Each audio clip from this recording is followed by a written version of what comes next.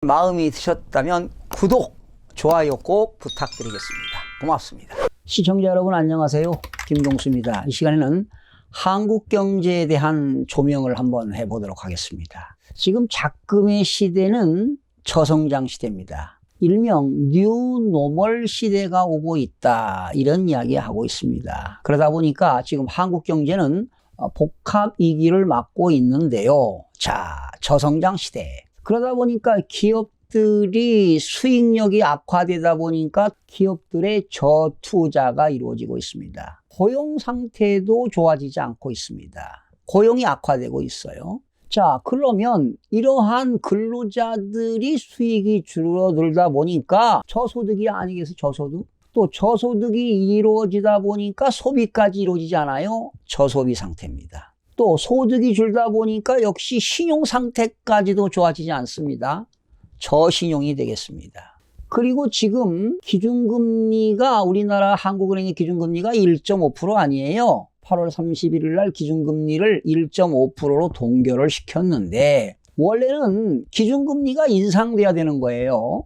어느 때 기준금리가 인상되느냐? 실업률이 줄어들고요. 물가 상승률이 2% 이상 되게 되면 기준금리를 올려야 됩니다. 그런데 지금 기준금리를 인하시켜야 될 상황이에요. 실업률도 증가되고 있지요. 물가가 지금 0%까지 떨어졌습니다. 그러니까 지금 경기 침체다 보니까 한국은행이 기준금리를 내려야 되는 거예요. 아마 10월 16일 날 기준금리를 1.25% 아마 인하시킬 겁니다. 그리고 내년 상반기에 또 1%까지 내릴 확률이 있어요. 지금 2016년도에 기준금리가 최저로 1.25%까지 떨어졌는데 아마 2020년도에는 아마 역대 사상 최고치 기준금리가 떨어지지 않을까, 이런 예상을 해봅니다. 지금 물가가 완전 0%입니다. 지금 저물가 시대를 맞고 있어요. 이거 위험한 거예요.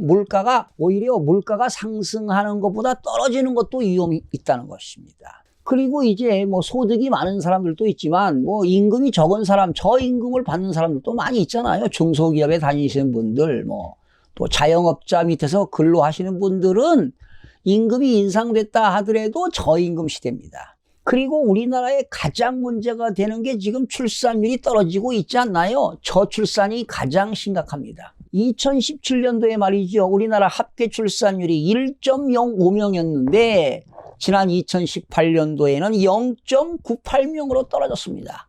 OECD 36개 국가 회원 중에서 지금 꼴등 아니에요. 그래서 지금 우리나라는 저출산과 고령화 사회로 크나큰 지금 몸살을 앓을 것으로 예측이 됩니다. 그리고 지금은 정부가 되었던 기업이 됐던 효율성이 떨어지고 있어요. 효율성을 좀 극대화시켜야 되는데 효율성이 떨어지는 저효율 상태다, 이 말이죠. 참 모든 게 지금 저성장, 저물가, 저소비, 저투자, 저고용, 저임금, 저금리, 저출산, 저생산, 저효율이 이루어지고 있습니다. 자, 그래서 여러분들이 알다시피 물가가 상승하고 화폐 가치가 떨어지는 것이 인플레이션인데 반대로 물가는 떨어지고 화폐 가치가 오히려 올라가는 그런 경제 성장이 되는 것이 바로 디플레이션이 되겠습니다. 즉 통화량이 적어서 물가는 떨어지고 돈의 가치가 올라가는 경제 활동에 그런 침체되는 현상이 바로 디플레이션입니다. 그래서 오늘 여러분들 주제가 저물가와 디플레이션이 지금 일어나고 있다. 징조가 안 좋다. 이런 것들이 지속되게 되면 크나큰 경제 위기가 올 수 있다는 것이 문제가 되겠어요. 자, 이렇게 지금 한국 경제가 복합 위기에 지금 처해 있는데 지난 1일이죠. 홍남기 부총리 겸 기획재정부 장관이 한 방송 프로그램에 출연해서 경제 위기설을 당연히 부인하겠죠. 경제 수장이니까 당연히 경제 위기는 안 온다. 위기설을 부인을 했는데 부인하면서 말이죠. 국가 채무에 대해서도 재정 건전성은 안정적이다, 탄탄하다, 이렇게 낙관론을 펼치고 있습니다. 내년에 말이죠. 우리나라의 확장적 예산 편성이 올해보다 무려 9.3%가 인상돼 가지고요. 내년도 예산이 513조 5천억 원으로 책정이 됐습니다. 국내 총생산 GDP 대비 우리나라의 국가 채무 비율이 말이지요. 40%에 육박하는 것과 관련해 우려할 필요가 없다. 이렇게 지금 홍 부총리께서는 강조하고 있습니다. 그런데 말이죠. 이렇게 글로벌 환경이 불확실한 가운데 경제 불안 심리를 차단하겠다는 뜻으로 해석이 될 수밖에 없지 않습니까? 이렇게 지금 홍남기 부총리의 경제 인식이 현실과 너무 동떨어진 것 같아서 개인적으로 걱정이 앞섭니다. 최근에 지금 세계 경제는 곳곳에서 적신호가 나타나고 있고요. 지금 동반 침체를 뜻하는 아래 공포입니다. 리세션, 세계 경기가 지금 침체되고 있습니다. 이렇게 세계 경제가 침체되면 한국은 직격탄을 맞을 수밖에 없습니다. 우리나라는 수출로 먹고 사는 나라입니다. 그래서 대외 환경이 불확실하게 되면은 타격이 크다는 것입니다. 지금 말이죠. 미국 경제마저 지금 장단기 금리 역전이 되고 있잖아요. 이게 바로 불길한 징후입니다. 미국의 채권이 말이죠. 10년 만기 뭐라고 3년 만기 뭐라고 10년이 당연히 이자가 높아지지 않습니까? 그런데 3년 만기 몰보다 10년 만기 몰이 이자가 이율이 적다는 거 아니에요. 이게 바로 불길한 징후라는 겁니다. 이런 상황이 이루어지면 항상 경기가 침체되고 위기가 왔었어요. 경기 하강을 우려한 말이죠. 도널드 트럼프 대통령도 연방준비제도 그 파월 의장에게 말이죠. 기준금리를 좀 내려라 하고 압박하고 있지 않습니까? 지금 미국의 기준금리는 2%에서 2.25%인데 아마 9월 17일경에 연방준비제도가 2%로 인하시킬 확률이 높습니다. 그러면은 우리도 역시 10월 16일 날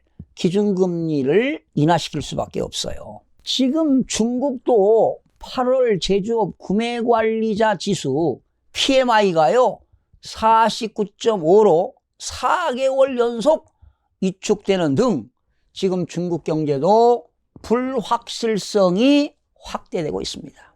유럽중앙은행 ECB도 역시 침체된 유로존 경기 부양을 위해 강력한 종합대책을 준비 중에 있다고 하지 않습니까? 이렇게 글로벌 경제가 흔들리니까 당연히 우리 경제가 괜찮을 리 없습니다. 지금 우리 경제는 고용도 이루어지지 않죠?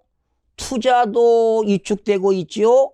수출도 지금 하락하고 있죠? 좋은 게 하나도 없어요. 수출은 지난 8월에도 말이죠. 1년 전보다 무려 13.6%가 감소했습니다. 지금 우리나라 수출은 9개월째 연속 감소하고 있다는 것입니다. 그런데 이렇게 미국과 중국의 무역 분쟁이 장기화되고 있고 일본의 경제 보복으로 인해서 앞으로 타격은 더욱더 심해질 것으로 예상이 됩니다. 지금 일본 수출 규제 영향이 본격화되지도 않았는데도 이 정도니 앞으로 일본이 본격적으로 경제 보복에 나선다면은 크나큰 타격이 있을 거라고 생각이 들어갑니다. 그렇다면 실제로 디플레이션 우려가 커지고 있는 실정이다. 지금 지난 한국은행이 8월 31일 기준금리를 1.5%로 동결시켰잖아요. 그런데 이제 다음 달 10월 16일 날 기준금리 가능성이 높습니다. 경기가 빠르게 나빠지고 있는 것만큼 한국은행에서는 완화적 통화 정책에 나설 수밖에 없는 분석이 역력하게 나타나고 있습니다.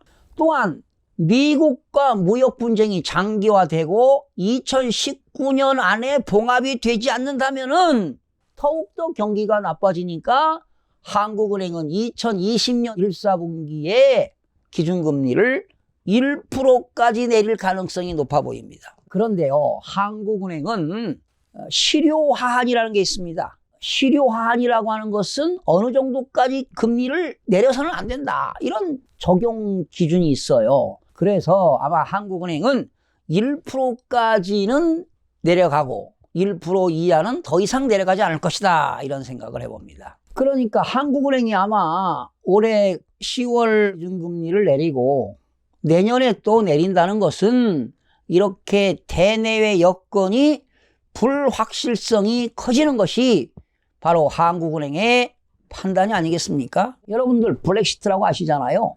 영국의 유럽연합 탈퇴를 말합니다. 이렇게 블랙시트에 둘러싼 움직임과 일부 유로존을 사용하는 나라가 유로화를 사용하는 나라가 19개국인데요.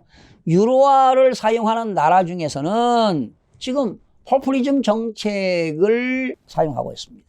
이게 문제라는 거예요. 이런 포퓰리즘 정책을 사용하게 되면은요, 국가적으로 예산이 낭비되고 차후에 크나큰 무리수를 둘 수가 있습니다. 또 신흥국들의 금융위기 등이 동시다발적으로 발생하다 보니까 리세션 공포가 지금 부쩍 늘어나고 있는 것이 현실입니다. 그리고 우리나라는 지금 물가 상승률이 말이죠, 전례 없이 낮은 수준으로 지금 둔화되고 있습니다. 지금 마이너스 물가 가능성이 높아지고 있잖아요. 지금 경기 침체로 저물가 상태가 장기간 이루어진다면 당연히 디플레이션 공포가 가시화되고 있습니다. 통상적으로 말이죠, 물가 수준 하락이 상품과 서비스 전반에서 지속되는 현상입니다. 즉 이렇게 물가 상승률 하락이 2년 이상 이렇게 저물가가 지속된다면 완연한 디프레션이 될 수가 있습니다. 이주열 한국은행 총재는요, 지난달 30일 날 기준금리를 내리면서 통화정책을 발표했잖아요. 2, 3개월 동안은 소비자 물가 상승률이 마이너스를 나타낼 가능성이 제기되고 있다. 이 말이 참 무서워요, 이게. 지금 우리나라는 건국 이후 한 번도 경험해보지 못한 거꾸로 물가가 눈앞에 현실이 된다는 얘기에 우리는 놀라지 않을 수가 없습니다. 지금 한국은행에서는 올해 경제 성장률을 전망치가 2.2%인데 아마 2.2% 목표 달성도 힘들 거라고 전망하고 있습니다. 자칫 잘못하면 1%대 후반으로 추락할 수도 있다는 얘기 아니에요. 이렇게 이주열 총재의 발언이 만약에 현실화된다면 사실상 해방 이후 처음으로 물가가 뒷걸음치는 그런 상황이 연출될 수도 있습니다. 역대 물가가 가장 낮았던 시기는 외환위기 직후 1999년 2월에 0.2%를 나타냈습니다. 올 들어 1월부터 7월 연속 0%대 상승률을 나타나더니 급기야 과거 경제위기 때도 경험해보지 못한 마이너스 물가를 직면하고 있습니다. 8월 소비자 물가 동향에 따르면 8월 소비자 물가는 전년 동월 대비 0.0%를 기록했습니다. 이렇게 소비자 물가 상승률이 0.0%를 기록한 것은 관련 통계 작성 시작한 1965년 이후 바로 처음 있는 일입니다. 공급 측면 못지않게 심각하게 지금 소비 심리가 위축되고 있습니다. 정부는 이러한 현상이 일시적인 현상이라고 강조하고 올 하반기는 좋아질 것이라고 전망하고 있는데요. 지금 민간 연구기관에서도 현 물가 상황이 준 디프레션이라는 진단을 내리고 있습니다. 이렇게 물가 수준을 종합적으로 반영한 국내 총생산 GDP 디플레이터가 3개 분기 연속 마이너스라고 하니 준 디프레션이라고 볼 수도 있습니다. 정부는 막연한 낙관론으로 불안 심리를 차단하고 있을 때가 아닙니다. 정부는 큰 위기를 막기 전에 대응책을 준비해야 할 것입니다. 일본식 장기 불안 가능성도 염두에 두고 정책 전환 등 근본적인 대책을 수립해야 할 것입니다.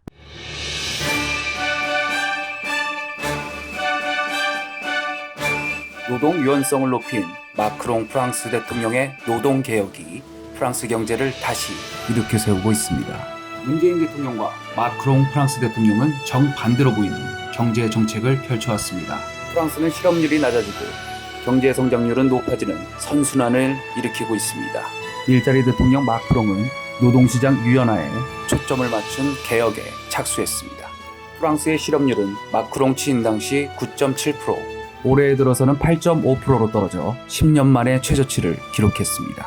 올해 프랑스의 경제 성장률도 독일과 이탈리아를 압도할 것으로 추산이 됩니다. 정부의 경제 정책의 이반자들에게 경각심을 주는 메시지가 되었으면 합니다. 시청해주신 여러분 대단히 고맙습니다. 매일매일 최선을 다하겠습니다. 내일 아침에 찾아뵙겠습니다.